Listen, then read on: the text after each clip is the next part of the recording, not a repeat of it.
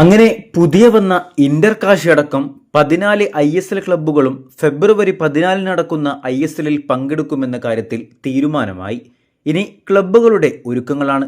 ചിലവ് ചുരുക്കലായതുകൊണ്ടും ക്ലബ്ബുകൾക്ക് ഇത്തവണ കുറച്ചധികം ചിലവുള്ളതുകൊണ്ടും ഇന്ത്യൻ വിദേശ താരങ്ങളുടെ സാലറി കട്ട് പ്രയോഗിക്കാൻ ക്ലബ്ബുകൾ തീരുമാനിച്ചിട്ടുണ്ട്. പക്ഷേ അത് നല്ല രീതിയിൽ ക്ലബ്ബുകളെ ബാധിക്കുകയും ചെയ്തിട്ടുണ്ട്. നിലവിൽ അധികം വിദേശ താരങ്ങളും ISL ക്ലബ്ബുകൾ വിട്ട് വിദേശ ലീഗുകളിലേക്ക് ചേക്കേറുകയാണ്. നിലവിൽ ഫുൾ ഇന്ത്യൻ സ്ക്വാഡിലാണ് പല ISL ക്ലബ്ബുകളും ഇത്തവണ കളത്തിലിറങ്ങുക. ചെന്നൈയിൻ FC, മുഹമ്മദൻ FCയും നേരത്തെ തന്നെ ഇക്കാര്യം അറിയിച്ചതാണ്. അവരുടെ കൂടെ തന്നെ നമ്മുടെ ബ്ലാസ്റ്റേഴ്സും ഇത്തവണ ഫുൾ ഇന്ത്യൻ സ്ക്വാഡിൽ ഇറങ്ങാനാണ് കൂടുതൽ സാധ്യത.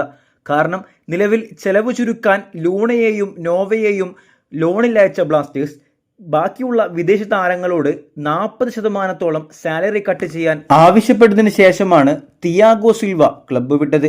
ഇപ്പോഴിതാ സ്പാനിഷ് താരങ്ങളായ കോൾഡോബീറ്റയും ഹുവാൻ റോഡ്രിഗസും ക്ലബ്ബ് വിടാൻ ഒരുങ്ങുകയാണ്. കോൾഡോബീറ്റ ഇന്തോനേഷ്യൻ ക്ലബ്ബിലേക്കും ഹുവാൻ റോഡ്രിഗസ് സ്പാനിഷ് ക്ലബ്ബിലേക്കും പോകും. ബാക്കിയുള്ള ഏക വിദേശ താരമായ ദുസാൻ ലഗാറ്റർ ടീം വിടുമെന്നും ഏറെക്കുറെ ഉറപ്പായിട്ടുണ്ട്.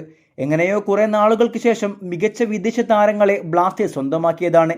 ശരിക്കുമൊന്ന് മുതലാക്കുന്നതിന് മുന്നേ തന്നെ ലൂണ ഒഴികെയുള്ള എല്ലാ താരങ്ങൾക്കും പകരം പുതിയ താരങ്ങളെ കൊണ്ടുവരാനുള്ള അവസ്ഥയാണ്. എന്തൊരു ദയനീയം. ഈ സീസൺ നമുക്ക് നമ്മുടെ ഇന്ത്യൻ യുവതാരങ്ങളുടെ മികച്ച കളി കാണാനാകും. വീഡിയോ അവസാനിക്കുന്നു. കൂടുതൽ കേരള പ്ലസ് ISL വാർത്തകളുമായി അടുത്ത വീഡിയോയിൽ കാണാം.